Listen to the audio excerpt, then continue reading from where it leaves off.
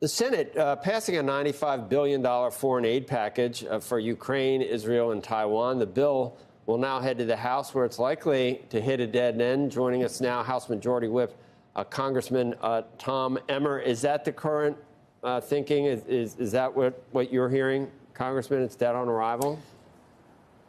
Well, I don't think those terms. Good morning, by the way, Joe. Good morning. I don't think those are the terms that I've heard from our speaker.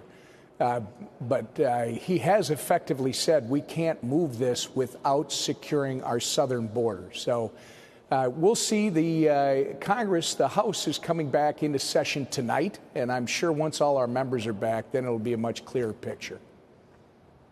That sounds like a catch-22, though, doesn't it? Because we can't secure the border because former President Trump wants people to be loyal to his notion that don't do anything that could help President Biden. So it's almost like we won't vote on anything until we secure the border, but we won't vote on something to secure the border. Well, I would say that's not accurate. I mean, there was an effort over in the Senate. Our speaker had made it very clear that our members would require, in return for foreign aid, specifically Ukraine, not only did we have to have certain questions answered when it comes to the Ukraine aid, but when you bring it over, you got to make sure that it has border security on it. There was a 2-month negotiation, Joe, that literally turned out a product that could not be done in the House or the Senate. If you'll remember back last May, the House passed a border security bill that had 5 pieces: finish the wall, reform parole authority, reform the asylum authority, end catch and release, and restore remain in Mexico, which, by the way, our Border Patrol has said by just doing the last one, restoring remain in Mexico, it would staunch the flow across our southern border by some 70% overnight. What did the Senate send us? They sent us something that does nothing with the wall, does nothing with parole, does nothing with asylum, does not restore remain in Mexico, and quite frankly, codified what they're already doing illegally when it comes to catch and release by saying you got shutdown authority at 5,000 a day coming across our southern border. Insanity. They need to get that done. And by the way, there's another way to handle it.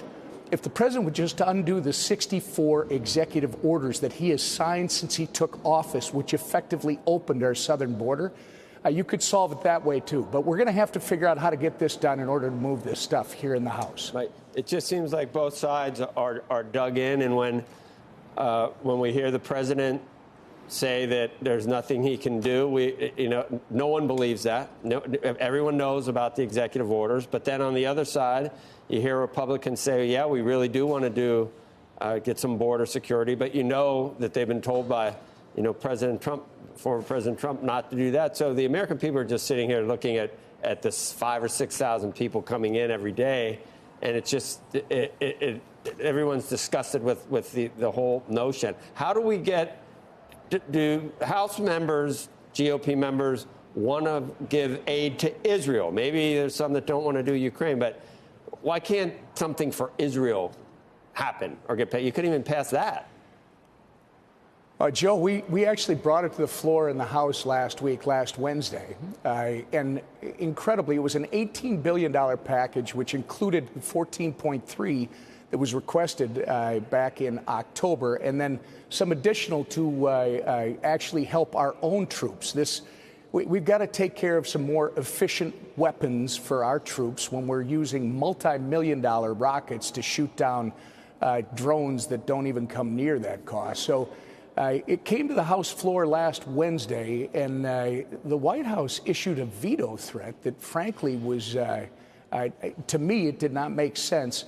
And 166, almost 80% of our Democrat colleagues in the House voted against supporting Israel. Instead, they voted on the side of Hamas.